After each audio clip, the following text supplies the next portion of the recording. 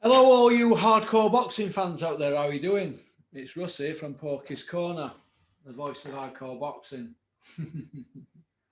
Well, then again, you know that, don't you? Because that's why you've tuned in. Isn't that right? You sat there at home looking at that thumbnail and you're thinking, oh God, what's he going to say now? Aren't you? Isn't that right, chaps? All right. Well, we've got a special treat for you today. I'm just going to let it rip and speak the truth and give my opinion and throw a few statistics in with it. What do you think to glasses? Do they make me look cool? Right.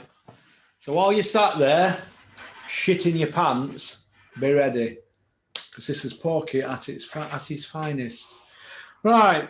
The area council, back in the day, I'm only going back 15 years, and this is backed up by fighters that are now.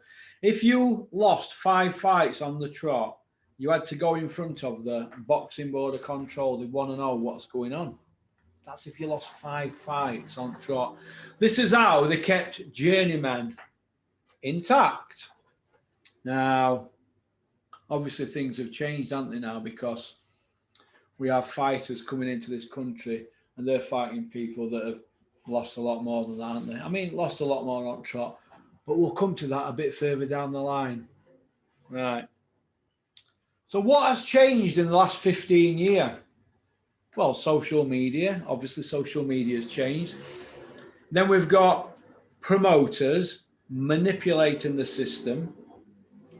Then we've got cash and money. Now, Boxing Board of Control last year, they earned £900,000.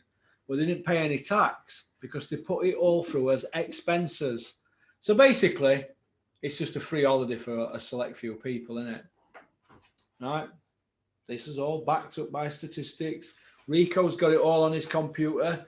For those of you who don't know who Rico is, Rico was one of those people that were parachuted in to close the Puma deal for Manchester City. 53 million quid. Go on, check it's all online. You want to know anything about the Boxing Board of No Control? Company House, it's all there, 900 and odd grand. As expenses. That's £18,700 a week spent last year alone. So are the Board of Control dictators or are they being dictated to? They were dictators, in my opinion, but now they're being dictated to because we've got this pandemic now. Shows can't get on, so they'll do anything to get a pound note. They will fuck a snake. All right. So are they weak, the Board of Control? I think they're very, very weak around money. Where there's money, there's weakness, because what happens with greedy people, greed reaches inside you, reaches to the core inside people. But what they forget is this. They are trading in pieces of meat, human flesh. That's fighters. They don't care for the fighters. They care for money. But nobody's coming out and speaking out against the Boxing Board of Control. I'll come to that a little bit later at the end. All right, so hold your horses for now because there's some corkers to come out at the end. But should the government step in? Should the government step in and do something about all this? Hit crossbar. Yeah, they should do, but what you've got now, it's a cult, isn't it? The Boxing Board of Control, in my opinion, they're an illegal organisation. It was set up a long time before I was born, a long, long time before I was born. It was set up to basically put a tax on boxing. And now everything filters through. Now, I'm not saying that they're not stringent on checks and that, but if they were that stringent, we'd have scans, won't we, at board-affiliated trainers' gyms like Chris Smedley's gym, Sheffield, Dominic Ingles' gym, Mick Wales' gym in Barnsley, Ingles at Sheffield, Glyn Rowe's gym in Sheffield, Nick Manners' gym in Leeds, Tony Sims' gym in Essex. We can go on and on and on and on. Joe Gallagher's gym in Manchester, Peter Fury's gym in Cheshire. We can go on and on and on, right? They'd have brain scanning equipment for every time a fighter spars. We'd have brain scanning equipment now. I'm not saying that Scott Westgarth were carrying an injury. Now, Scott Westgarth sadly passed away after a fight at Doncaster Dome. I'm not saying he were carrying an injury. It would have been nice to know if he were carrying an injury, because then he would have been refused to fight, wouldn't he? So we don't know, do we? It can't just be come for a brain scan once a year for your medical and we'll relieve you of hundreds of pounds. We need brain scanning equipment in gyms throughout the country. And nobody's speaking out about that, are they? But when a company can put nearly £1 million through as expenses in a year and not pay any tax, but just live the high life. I mean, these people are jetting all over. They're taking the wives and everything to conventions. I know because I've seen photographs of people I know at these conventions and WBC conventions and IBFs and all that. It's all a bit of a jolly up, in it. But why can't that money be put to one side and let's get one scanning equipment or two, or let's have one in Sheffield and everybody share it. And on a daily basis, people who are aspiring go have a scan, or one in Leeds, one in Birmingham. Let's start off small and build it up. But no. Why do they need to do that when they can get tailor-made suits and drink champagne and lobster and egg Benedict? One board member who shall remain nameless, I says to him, what's it like in Vegas? He says, you know what I like about Vegas, Porky? I says, what's that? He says, egg Benedict in the morning. I think it's fantastic. I goes, what's that? Egg Benedict. And he went on to explain.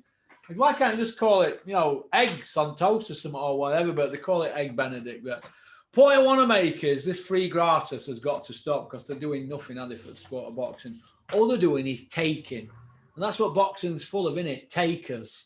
Like promoters, 97% of them, and 100% at board, because a lot of them are taking, aren't they? None of them have got jobs. They're all retired old boys, aren't they? It's an old boys club, innit? And it wants busting wide open, doesn't it, and starting again. That's my opinion. And you're going to see why in a minute, so keep tuned in to the very end. All right? I don't want to make this about Dennis's shows, but Dennis is the only one that's putting loads of shows on at the moment, so he's parachuted his son into the mix. But the problem is with Dennis, he can't take criticism, because he wants to be liked, doesn't he? It's all very well when I'm firing bullets at everybody else, but now that it's time to fire bullets at little Dennis, you don't like it, do you, Dennis? Well, let me tell you this. Dennis has just put 8 shows on. 8 shows in 6 months. 7 in as many weeks, is it? Or 7 in 10 weeks or something, 9 weeks. I'm going to give you a few statistics here. You already know about all the statistics about 1,849 losses. That's before the Gorint ring. That's before. And that's for away fighters. Own fighters, 26 losses. So 26 losses against 1,849. And that ended up with 68 fights for Dennis, 61 wins, 7 losses. They're supposed to be 50-50 fights. 90% of those 68 fights are wins, 10% are losses. Do the maths. Go on BoxRec. 49 losing records are the 68 opponents and 26 debuts. Why? Why are these fights being passed? Why? I'll come to that in a little minute, so stay tuned. All right. First opponent up, you've probably seen the thumbnail. We've got Perry Howe on there. He's one of the 3. One of the 3 lambs to the slaughter. I hope not. Perry Howe is 3-0 and a draw. Right. He's just beat a Latvian whose record is 10 wins, 113 losses and 3 draws. He's lost 35 fights on the trot. That's the run he's on since he had some sort of success. I'm not sure if it were a draw, I think. And then he's had 35 losses on the trot. So this guy's conditioned in losing, isn't he? Well, he must be, isn't he? Because you've got, 126 fights and he's won 10. 126 fights and he's won 10, but he's lost 35 on trot. Now, that guy's heading to have his brains scrambled, isn't he? But Perry Howe's jumped in with him, and at the time, this is Perry Howe's 4th fight. He's unbeaten, and he's never beat anyone with a winning record. He's from white collar. He's 30-odd-year-old, ex-army. But he does loads of tickets. Oh, so it's okay, innit? We'll give Perry Howe a licence, yeah? We'll give him a licence. He does tickets. Now, Perry Howe jumped in with him, had a life and death, and it was probably one of the worst stoppages I've ever seen with 20 seconds to go in the 6th round. if Perry Howe's taking this to the end of the 6th round with a guy like that, where's he heading? He's not going to win a British, is he? He's not going to do it, is he? So why is he boxing? Probably to get a few quid, and good luck to him, Bert. If he's getting a few quid out of it, good luck to him, Bert. Where can he go? What is he going to do him? My argument is this. It should be called white collar. That sort of fight's a white collar fight, because Perry's from white collar, innit? I ain't got a problem against white collar. Well, let's call it white collar. Let's not call it professional. That guy there with 113 losses and 35 on trot, he's a white collar fighter, isn't he? From Latvia.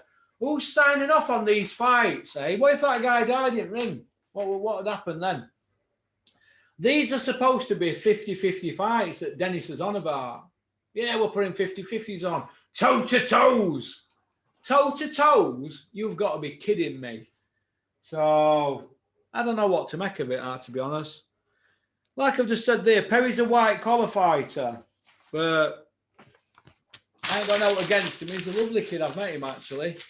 He's a nice enough kid, but they're on about stepping him up to heavyweight or stepping him down to light heavyweight. Whichever they do, he's not area level, is he? He'd be in a lot of trouble fighting somebody at area level. If they pinched an area level belt for him, I would be flabbergasted. I tell you what I'd do. If he ended up winning an area belt, I'll jump in River Don. I'll jump in the River Don in a Matchroom Sport T-shirt if he won an area belt. How's about that? You can stand me to that. All right. Next up in the pig pen, Fuggues, John the Fireball Fuggues. Lovely kid, lovely family, lovely. Nice kid. Don't want to see him get hurt, but Glyn Rhodes told him over 7 years ago, Fuggues, you need to retire. So he retired. Dennis has dug him up. So he's out at ring 7 years, 3 months, Fuggues. He's just fought a guy with a shocking losing record streak. I mean, go on, Bolshevik, it's all there. The guy came to lose because that's all he's done. He's been a loser, and he made Fuggues look fantastic. But let's not gas Fuggues up with that, because Fuggues shouldn't be coming back after that period of time, should he? But who's licensed him? Well, the board have, haven't they? Dennis has backed it, and Glyn Rhodes. But Glyn Rhodes over 7 years ago said retire, but now he's saying fight again. What? It's tail wagging dog here. Who's advising these kids? Fuggues pushing 36-year-old. You can't stay out at ring that long and come back and have success. It won't happen. It never happens, and it just won't happen. I see it ending in disaster, so I just want to get this off my chest now before something bad does happen, because I like John Fuggues. He's likeable. He's been here. He's a likeable character. But he'll get hurt if he fights anybody half decent. You'll get hurt. And then, you know, it all ends up in... People end up running for hills, don't they? And then play blame game then, don't we? So I just want to say that John Fuggues shouldn't be fighting. Perry Howe, they shouldn't be fighting these people. Not as pros, shouldn't be fighting. Fuggues should stay as a trainer. Perry Howe should have stayed at white collar. All right. Now let's go through Fuggues' record. 22, 2-2. He's got 4 wins over people with winning records. 4. And his last win over a guy with a winning record were a life and death against a French kid, and Howard Foster scored it 58-57. It were a life and death, and the kid were 5-3. That's appalling, that. 12 years ago that was. So what's happened since then? Fuggues, he went up to about 17, 18 stone, didn't he? Fair enough, he's got his weight off on that.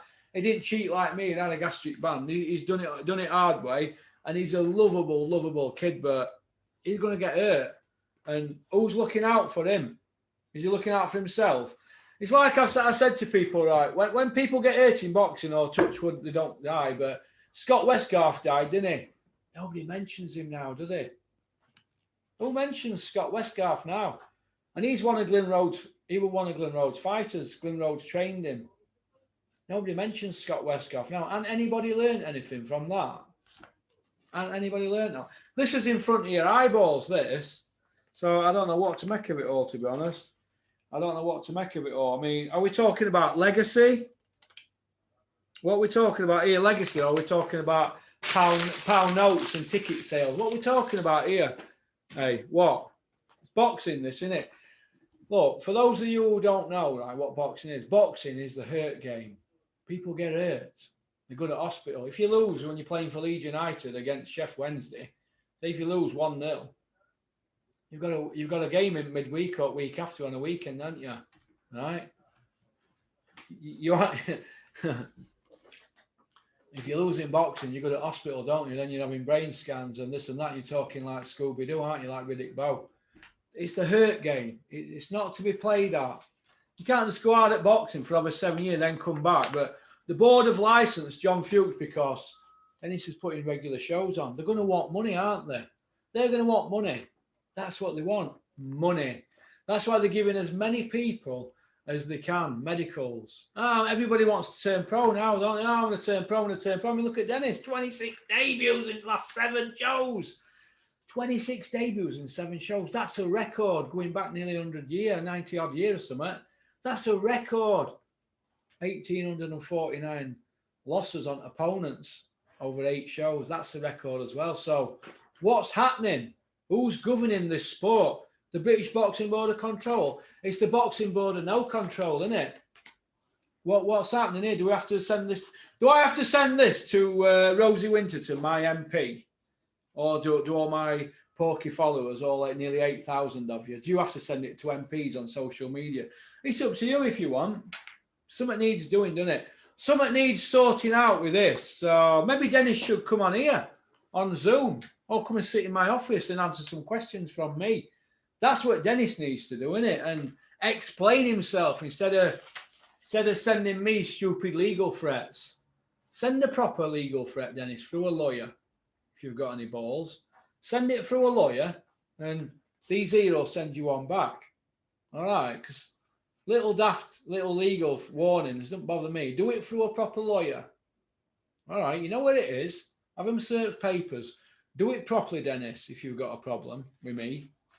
All right, if you've got a problem with the truth and a few statistics, it's opinions. It's like you've got an opinion, Dennis, just like me. But getting back to Fuggues, I wish him all the best. But I mean, I like Fuggues and I like Perry, but they're disasters waiting to happen. It's just my opinion. Just my opinion. I just think it's sad to see. It's sad to see, but like I've just said to you there, Fuggues got 4 wins over guys who are winning records. All the rest of them, other 18, all had losing records. And if you're going to keep padding kids' records out with losing records, sooner or later they're going to come unstuck, aren't they? Hey, that's just my opinion. But what do I know? What do I know? What do I know? I don't know. Which brings me to the main course, or should we say the dessert. We've had the starter, we've had the main course. This is the dessert. Dave Allen, aka the White Rhino. What can we say about Dave Allen? It's 2 years in it since Pricey did him. When Dave gets in ring at end of August, it'll be what, 25, 26 months since he fought David Price. Lost every second of every round for 30 minutes. Dennis said he should retire to me after that. Oh, he should retire, he should get up. After that, he'll never come back. Fought Dorian Darch, didn't he? We saw that, didn't we? I mean, Dave got accused of fixing fight, but I don't believe he's that type of kid. But what was that, last February? So that'll be like 18, 19 months out at ring. Last time I seen Dave, he was fat as a pig Michelin man walking through Cunningsburgh like that. But I've heard he's knuckling down, doing a bit of training, but that's what he's saying, isn't it? Saying and doing are 2 different things, aren't they? We've had mental health, gambling addiction. We've had all whatever around Dave and that. He creates a bit of controversy and views and that. That's why Dennis has got him as a pundit. Good luck to him, but in his own words, he said he's been bashed about, and he's a tired old rhino, and he's retiring, and he don't want to take it no more. His heart's not in it. So Eddie Hearn let him go, didn't he? Now he's saying he's got something left. Well, how can he after all this time out? And Dennis saying he should retire. What they're going to do? Dig him up. So you've got a white collar kid and 2 dug up. What? So where are you heading with? Where are we heading with this? Well, I'm telling you now, Dave Allen is a disaster waiting to happen as well. So you've got 3 disasters waiting to happen there, and I fear for them kids. I do, honestly. It's just my opinion, isn't it? Now, Dave's admitting he's took a lot of blows to Ed, a lot of blows. Even in sparring, Tyson Fury, Joshua broke his nose 5 times. Tyson's giving fist, Huey's giving fist, Eddie Chambers giving loads of fists, Dylan White's giving fist, Simon Vial is giving fist. All of them have given fist. Luis Ortiz bashed him senseless. I mean, a kid like that, 9-1, going in with Luis Ortiz. What do Matchroom think about him? They didn't care about Dave Allen. Promoters don't care for fighters. They care for money. Isn't that right, Dennis? So Dave Allen is a disaster waiting to happen, but nobody's going to say a word, are they? Nobody's going to say a word at all. It's a bit like Perry, innit? Fighting that guy with 35 losses on trot. This is a guy conditioned to lose. He's just in the ring to lose. 35 losses. I mean, will that fight a move around and it ended up a life and death? I don't know what to make of it, to be honest. But what I do know is that my conscience is clear, but it's other people's. I am not so sure. But Dave Allen admits he was put to sleep off Usyk, but still stood up. He was blowing bubbles. That's when he decided to get out, and he went out in a blaze of glory. 2-week media blitz with Sky. They had him on all Sky programs and Soccer AM and all this carry on. Brilliant. But then he's back. Dennis has dug him up. What does that say about you, Dennis? After all that, when nobody else wanted him, you dug him up. If he fights, this is where boxing's heading. Down the pan. But nobody's going to say out to you, are they, Dennis, except me? I'm the only one that's going to stand up to you around here. Like when I left you in Leeds and drove off in your car. Nobody's going to stand up to you, then, are they? They're all going to go, yes, Dennis, no, Dennis. There might be a few that stand up to you, but I'm one of them. All right, so I just think it's bad. And I don't think Dennis has got Dave Allen's best interests at heart. And I don't think Glyn Rhodes has got Fuki's best interests at heart. That's unless they're going to put him in with bin men. I mean, are we going to see Dave Allen, Perry Howe, and Fuki, free ticket sellers? Are they going to be fighting continuous bin men for the next couple of years? Is that what we're going to get? Bin men fights, waste men, to keep that money rolling. Is that what we're going to get? Is that where it's heading? I don't know, but point I want to make is my pal, 28-year-old UFC kid, right? He's just been refused a license from board. Refused. And he's been told, because she spoke out against the board a couple of years ago on social media. So he's been refused a license, but he spoke to somebody else who knows somebody at board, and they've said, Carl, you can't have your license because every now and then they have to knock people back because too many people are applying for licenses at Boxing Board of Control now. Too many white collars. So what is anybody doing about this? What is anybody doing about this? Nobody's doing nothing, are they?